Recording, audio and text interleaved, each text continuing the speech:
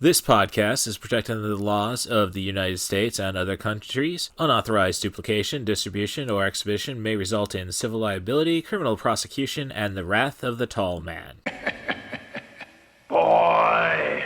Hey, let's talk about you, the ID10T community events at ID10T.com, like Russ Stevens, a.k.a. CatBusRuss, who has started a podcast called 90 for Chill, which Russ says is dedicated to movies with a runtime between 74 and 99 minutes, the time frame that I feel is ideal. Russ, I could not agree with you more. That is a fantastic idea. Russ goes on to say there are times you need a cinematic fix but don't have time for the latest Scorsese masterpiece or offering from a comic book universe. There's also times when you need a conclusion to prevent a binge costing you a whole night.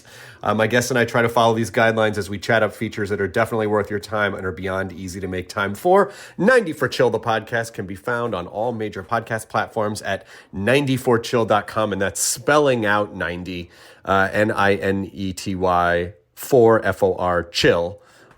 So there you go. Thank you so much for sharing, Russ. Really great idea for a podcast. Events at ID10T.com for everyone else. Hello there. Hey, CatBusRuss here. Thank you for checking out this bonus episode of I Dig Crazy Flicks presents 90 for Chill, the podcast, with myself, CatBusRuss. And please pardon the air conditioner running. I'm recording this from my hotel room at the Hilton Garden Inn after day 2 of Capital City Comic Con in Lansing, Michigan. I didn't get to day 1. I'm going to be up down in Atlanta next weekend for ATL Comic Convention by the Fan X crew, the people behind Indiana Comic Con.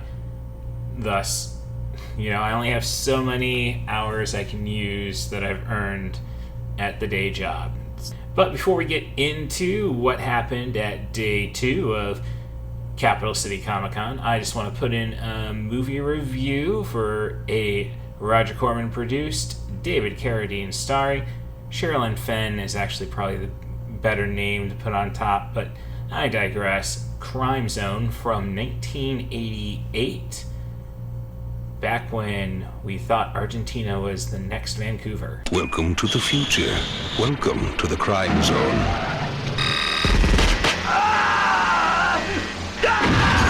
A wasteland of weirdos, psychos, and freaks, where sex has become the greatest commodity, and it's controlled by the state.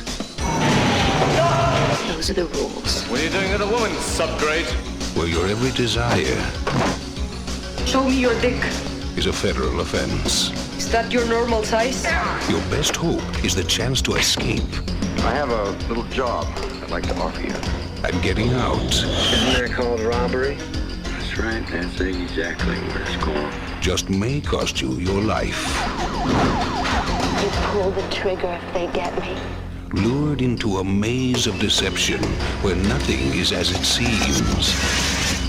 And no one can be trusted. I'm a recruiting officer. Recruiting what? Criminals. If you don't have criminals, then you have to invent them. You guys are doing a remarkable job.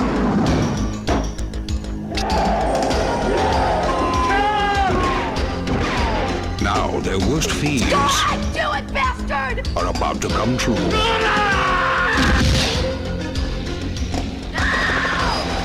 David Carradine, he's got a vision of the future. Crime Zone.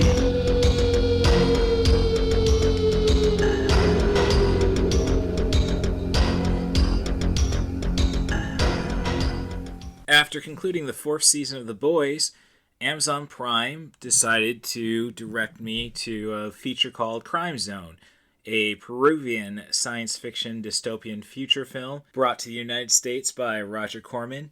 And Corman also brought the stars of David Carradine, of course, Sherilyn Fenn, about 2 years removed from The Wraith, 3 years from Twin Peaks, and Peter Nelson, who might just be that guy. It's a story about a society that breaks things down into social tiers, dare I say a caste system. You have to try to earn your way up, and basically by kissing ass. So our main characters are Bone. He is a recently fired police officer, since he didn't kiss enough ass, and Helen, a sex worker in a society where basically sex is definitely regulated. You have to go to a whorehouse to get laid, otherwise you're committing a crime. Bone talks Helen into quitting her job, so now they're basically just trying their best to survive in what they call the dead end zone, the fourth tier. They're called subgrades, actually. They're doing fine, except for a jealous friend of Bone who basically just wants to control everything. They're still stealing and hiding until they meet Jason, played by David Carradine. Carradine says, hey, you can go and help me out, and I will get you whatever you need to improve yourselves if you steal a file for a rival nation. So you have two nations. Soleil is the place where the film takes place, the MAGA's dream, essentially, and it's pronounced differently by about every character.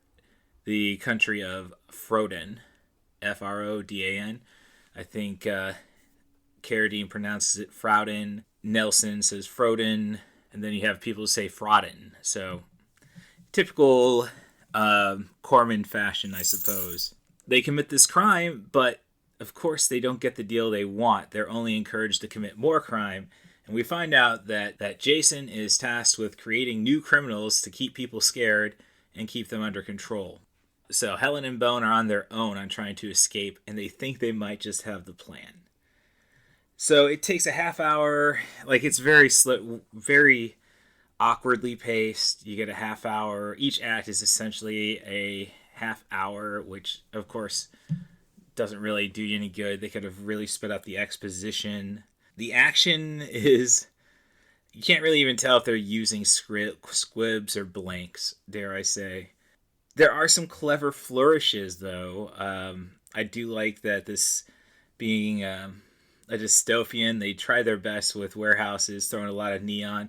Maybe inspiration from Joel Schumacher's Batman duology. But it still kind of has like a nice little cantina vibe in places. It looks a lot like the Rutger Hauer feature Split Second, and looks a little nicer than Albert Pion's Nemesis. So it's doing some things right when you bring up movies, other little schlocky made-for-video movies. But the story just takes so long to keep trying to, all right, we gave the twist away, and here's another twist. And it's just very redundant. And Carradine, definitely not any action from his behalf, so very much probably during his alcoholic days, if they ever ended. Fen is giving her best. Like, you like the characters of Bone and Helen, and I think even some of the sidekicks are enjoyable. Alexei the pilot, JD, the little Weasley guy you keep around with a good heart. And you got some silly dialogue, like a female police officer sexually harassing Bone. And there's some clever dialogue about Helen basically calling out the Nemesis, the former leader of the F-Ups, as they call themselves, Creon, basically saying, you're just jealous of me because you're in love with my boyfriend. A lot of stuff can be touched on. This is a good concept, and I think Corman came up with it, according to the Wikipedia. So there's a good script somewhere in there, and it's got a lot of potential, I think, the story at least. Just, it doesn't really, of course, the execution. This is a Highlander the Quickening type situation. And according to Wikipedia, again, it was better received in the United States than it was in Peru, the native country. So it's a silly affair, but kind of appropriate after you finish the 4th season of The Boys, which, there's going to be a 5th season. Let's just say Homelander is Elon Musk, and the police state is present. So it's good timing by Prime Video to get me to watch, but unless you're in that situation, this is, well, I'm a little harsh. I basically say this is back to the good old cable TV days of, hey, this is on, at least it's noise. Little Hand says it's time to rock and roll. Bring the noise.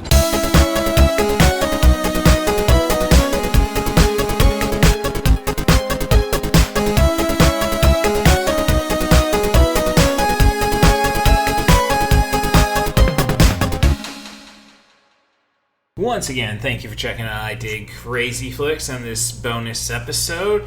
I'm hoping I can find reasonable social media to connect with Capital City Comic Convention.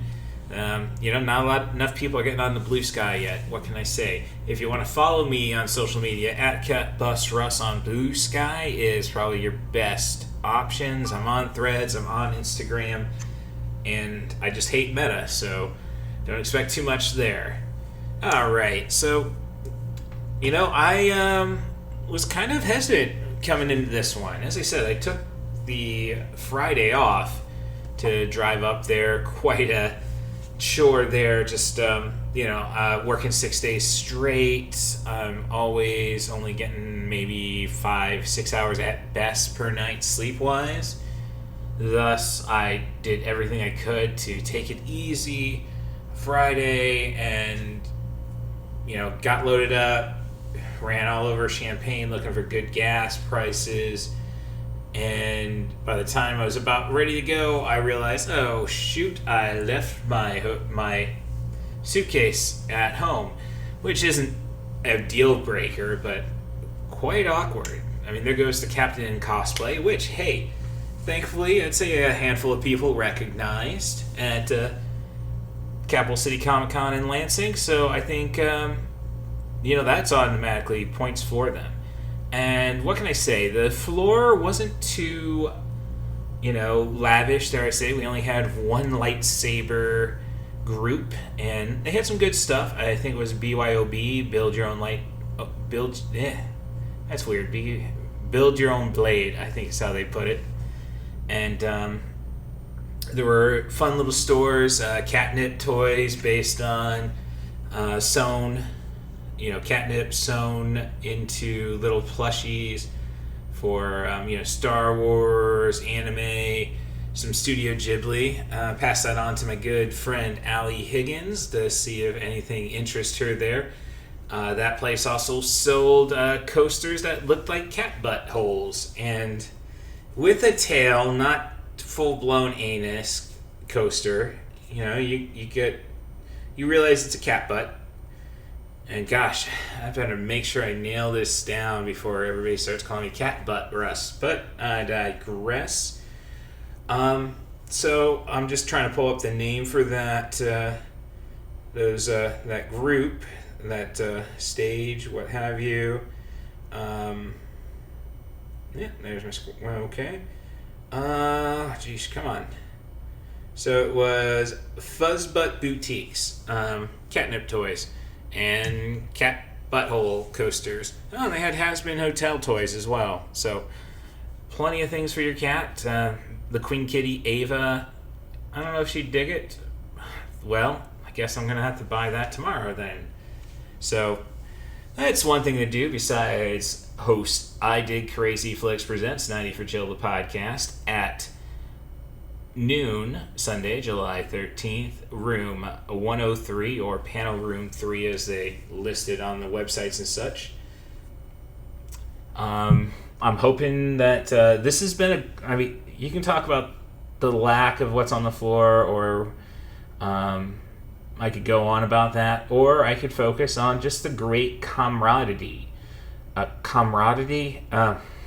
Just cool people, cool nerds, and I got to attend about 4 panels, and you know what? I made it through most of them sober, I suppose. Now, okay, I did buy a bottle of Doughball whiskey, so after I finished off a tiki smoothie drink, I may have been using that as a cup, and gosh, I'm feeling fine.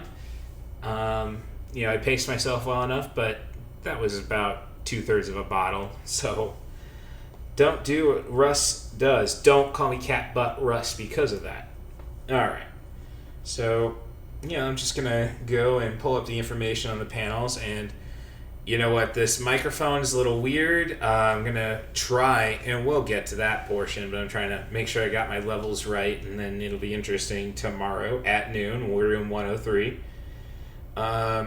So I got made sure I could at least get the names of the people I checked out panels for, like, well, come on. Read. Not that one, but a good one. Go in order, that's the reason. And no, not that one. So 102 had a couple of panels I stuck around for. Good people there. I even got to be social, hand out some buttons, and may have been the movie king, because the first panel I checked out was Real or Fake Movie Edition. And for the most part, I'd say it was probably batting 666 when predicting whether a movie suggested by a title and description was real or fake. Dutch Oven of Doom, fake. The movie where the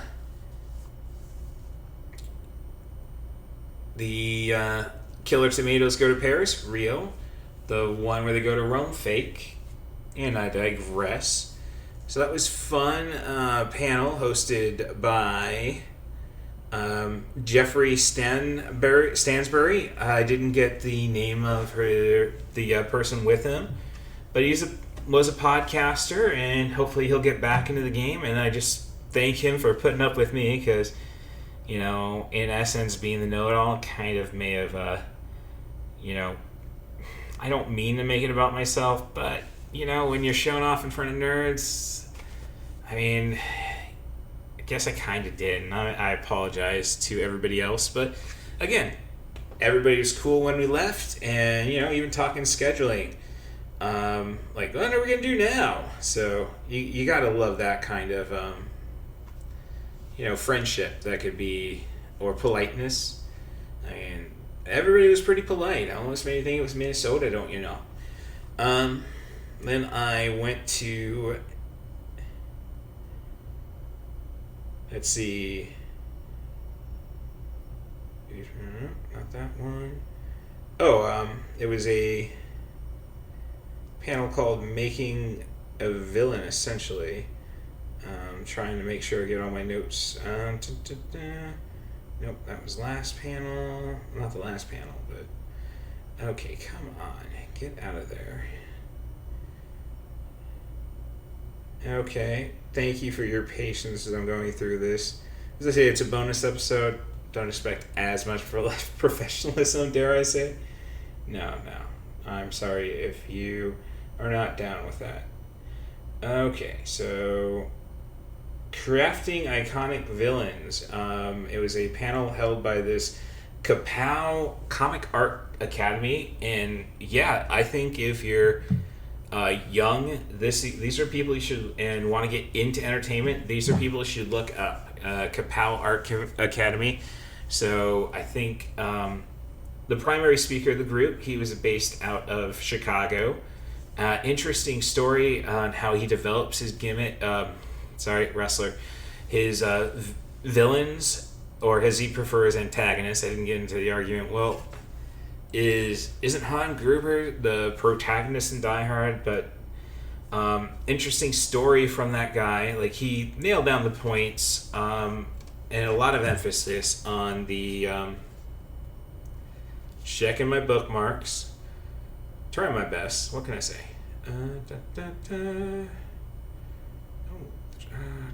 Bookmarks, favorites. Maslow's hierarchy of needs, to pretty much explain villains. And he had an interesting story of being a veteran, desperate when he returned from overseas combat, became a drug dealer in Kentucky, and once he realized it's better to save people than to keep them down a dark path. He became a cop in Chicago and very much aware of what that entails. So good on him. He's retired, so I don't have to worry about the ACAB stuff. But what he wanted to help people. That's how he got there. So I guess not all cops are bad. Okay, so.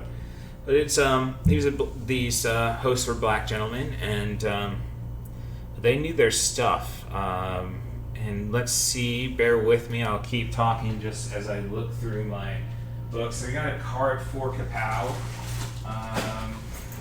Here we go. And I got their booth number. They didn't have their names mentioned, nor did the schedule, but hey, they are very humble guys. So, but really great. Just emphasizing how your villain has to, again, the Maslow's hierarchy of needs. I've heard of it. It's the first time I Googled it. So, basically, a good villain, is somebody who's doing what's best for him. And we got to discuss around, Superman is pretty much the, you just watch The Boys. Homelander is Superman. He's the greatest villain because Superman was the greatest hero. And it's all about trauma, and you can relate to Homelander's story to an extent. So it's, was a really worthwhile panel. And again, I would definitely, if you're interested in getting into, because they say, they're Comic Academy. Not everybody has to draw up characters. Come up with them. I don't think Alan Moore ever drew, and I'm sorry to the Kapow Comic Art Academy if I was mistaken about that.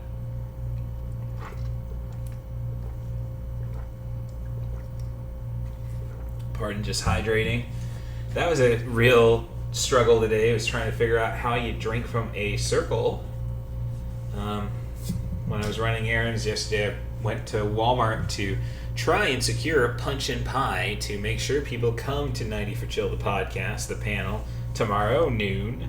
I guess today, by this point, I'm looking at, again, adjusting for the Eastern time zone. My MacBook wasn't connected to Wi-Fi till I got back to the hotel, so this is the first time it's telling me, it's 12:13, not 11:13. So, we better keep moving along. What next panel, though, was the Hollywood Squares panel I was invited to take part in. And it was interesting because we only had 6 people. So what they did was, your primary spots, the corners in the middle square were people, and then aside from one, and I don't think it was really one because I was Sarge Pepper, the panel coordinator. He was the host, thus, corners, and if you ended up going for a middle square along the top or bottom or left or right, somebody would have to go and do an impersonation. We had a great Gollum, I will say that, and I was center square, which, that's kind of what you want. It's basic tic-tac-toe. I believe in starting in a corner and going from there, but it all ends up like war games. What can you say? The only way to win is not to play. Thus, I had 2 questions. I got them both right. How many bones are in a shark? And what was VH1? What does VH1 stand for? But I had great panelists. We just had a fun time chatting with ourselves, essentially. We played the game, but it was a it was kind of just trying to introduce ourselves, I think. And it was just, I made the comment, hey, you're telling me I'm a star at Comic-Con? I just want to do a Dirk Diggler right now. And I don't think anybody got that reference. And back with the real or fake movie panels, like, one of the fake movies, which I thought was real. I will acknowledge that was a WWE Yogi Bear crossover with Rey Mysterio as your lead and a bunch of B-level heels. So it's kind of like, yeah, I could see that being real, around the end of that run. Because they did the Jetsons, the Flintstones, and Scooby, of course. So, let me see. Hollywood Square. So I was accompanied by Jason Douglas. I think he was the one who did our Gollum impersonation. Ryan Holmes. He was a black man trying to do a Billy Bob character. And at one point, Rob the Badger, who's got a cosplay, dare I say professional? Great story about that gentleman, how he's come back here after being a combat vet. And he insisted, why are you disbelieving me in a military situation to some of his questions when I can tell you I have brain damage from it? So, very cool guy. And he had a lot of, he really shows how cons are important to people and how they can wake people up. Because you hear his story, it inspired a lot of people who heard it to either go to therapy or get the person in their life who needed it to go. So, good on him. So that was fun, and I will try to post that online. I did get the Sarge's permission. It's just a weird mic situation because I forgot to put it in the right settings. So there's loud points. But I think this Yeti will pick up anything. So I think we'll be good for something. But that'll be an episode later down the road. I think we will release 90 for Chill, the panel that occurs today, noon. We're in 103 at Capital City Comic Convention in Lansing, Michigan on Wednesday. Or maybe, I think we'll just release it Wednesday. I was kind of thinking, well, if I do bonus episodes in Atlanta, that's kind of clogging up the free feed. But you know what? We'll play it by ear. So, and that's still interesting. I haven't booked my flight yet. It's going to be Southwest, Peoria, Midway, or Indianapolis. I'll get down there. I got a panel Friday, and I'm off Saturday, but Sunday, we'll see. It's a funny little story about that. I was supposed to be on the Empire Strikes Back panel, but they scheduled it with the panel I pitched. Now, I'm not actually doing 90 for Chill there. I am doing 1985 triple threat match between Stallone, Schwarzenegger, and Cannon Film Group. So that's the binging I got to do next week. I also have a panel on The Crow and Ryan Johnson's Brick. I'm sure there's another one that's not coming to immediate mind. So, but Sunday's going to be a busy day for me. And I think Friday's when I'm doing Brick. I do get Revenge of the Sith. See if my take on it is going to be better than what they did in Indiana. So, after that, that was pretty much the end of my day as a panelist. But I did check out a couple others.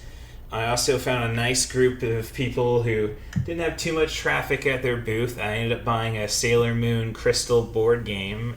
So, good on them. They were really cool, and I will try to get their name for next to get somewhere here. Recognized game. Okay, so I did check out a couple more panels. One was about creating mad scientists. Not really creating mad scientists, but the concept of a mad scientist. That was hosted by sorry. Had a panel, didn't do that one. Here we go. Mad Scientists, Unlimited Knowledge and More, Scientist Character Tropes in Media, with Alyssa Saunders, a PhD student in I can't recall her field, sorry, from Michigan State University.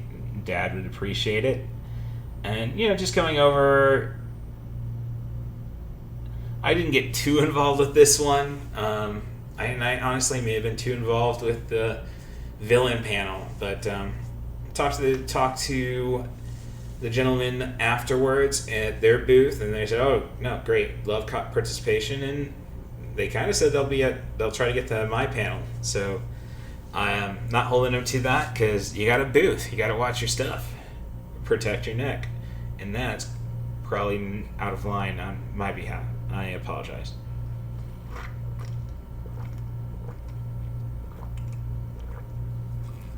But the Mad Scientist panel kind of just really went over, there's some fun conversation about certain mad scientists and such. But it was pretty much anime based, and she did bring up Ritsuko Akagi from Neon Genesis Evangelion, and despite she not watch it, but all the tropes, basically still Big Bang Theory out there, I guess, is my conclusion. And the final panel I checked out was, and I meant to check out one of the 8:30s, but again, figuring out time differences, what have you. By that point, the floor was was closed, and it was Queer Creators in Pop Culture Spaces, hosted by one of the runners of Chicago TARDIS, a convention the Poetic Critic constantly goes to. And, I'm not a Doctor Who fan, and she was actually impressed that I was at Visions 98, because that was the last Visions, and then it became the TARDIS, and really going into how Doctor Who is really, forever been queer-coded in her opinion. I brought up, I just watched because I was waiting for Red Dwarf, and I did bring up John Barrowman, come on, flashing it, and that's just, just being goofy, yeah, obscene, granted, but, she's just happy there's so many queer people involved with Doctor Who now. We don't need them, and sadly we don't. As I say, it's a family history. The Barrowmans worked above my dad at Caterpillar, so it's but she was really passionate about how she pretty much runs her own business now because she just can't deal with people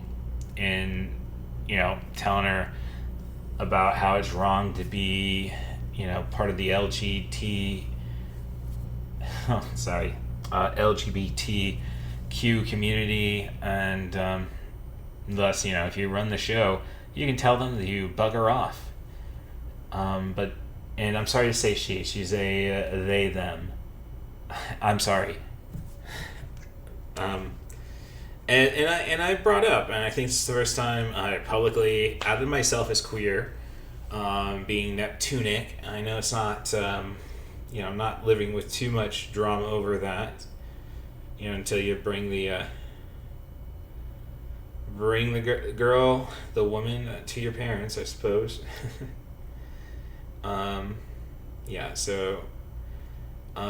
But she was giving a lot of advice on, what cons are really queer friendly. Recommending New York Comic Con if you can get there, just because it's huge. But you can still get around there. It's like San Diego, except it's huge, so you can get around instead of wait 6 hours and stuff. But I really got to focus on trying to get to Dragon Con next year was the big lesson. She did also recommend C2E2, and we talked about missing each other at Indiana Comic Convention. Just a really good person, and really passionate about about Pride, and is just really wants to see people celebrating it, and that was a lot of what people wanted in the audience. Like, I asked a bunch of questions. It was pretty much her just asking us to ask. And, eventually one came out like, we just want more in-your-face queer stuff. And you know what? I think that's the way to go. We just got to have that as our future. And, as I said, after that, I meant to stick around for other events. Like, there's some great looking bars across from the convention center. Like, get out at 9 o'clock, get out at 10 o'clock, and let's party. But again, misread my times, time zone differences, and failed to do that. But, I was able to finally secure pies for 90 for Chill the podcast live at Capital City Comic Convention in Lansing, Michigan, noon, July 13th. So I'm looking forward to that. And it's just like, people wanted stuff to do, so I think it's going to be a good panel tomorrow. I don't have a guest officially lined up, but again, we have punch and pie. What else do you need?